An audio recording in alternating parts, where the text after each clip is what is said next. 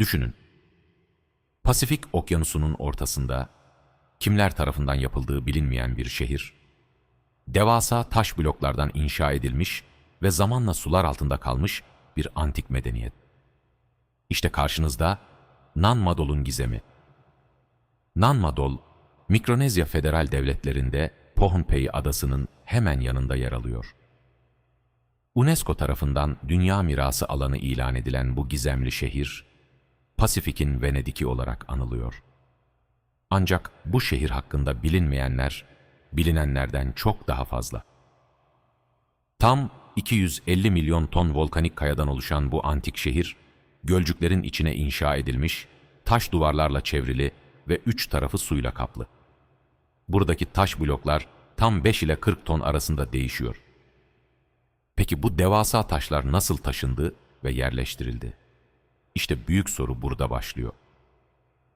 İlk Avrupalı kaşifler 1800'lerde Nan Madol'a vardıklarında şaşkına döndüler. Temelleri su altında olan bu şehir nasıl hala ayaktaydı? Bilim insanları deniz seviyesinin yükselmesiyle şehrin sular altında kaldığını düşünüyor. Ancak bu teori jeologlar tarafından tam olarak kabul edilmiyor. Peki gerçekten ne oldu? Bir efsaneye göre Batı Katau adlı gizemli bir yerden gelen Olisihba ve Olosohba adında ikiz büyücüler Nan Madol'a kano ile ulaştılar. Burada bir tapınak inşa etmeye başladılar.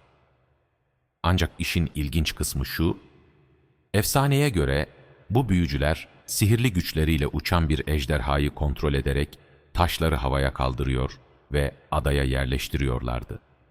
Gerçekten böyle bir şey mümkün müydü? Yoksa kayıp bir teknoloji mi vardı? Bilim insanları hala Nan Madol'un gizemini çözmeye çalışıyor.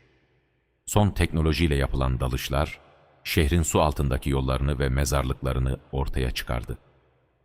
Ancak bu yeni sorular doğurdu. Nan Madol gerçekten binlerce yıl önce mi inşa edildi? Yoksa düşündüğümüzden de eski bir uygarlığa mı dayanıyor? Nan Madol'un sırrı hala çözülemedi. Peki sizce bu antik şehir nasıl inşa edildi? Siz hangi teoriye inanıyorsunuz? Yorumlarda bizimle paylaşmayı unutmayın. Yeni videolarımız için abone olup bildirimleri açmayı unutmayın. Bir sonraki videoda görüşmek üzere.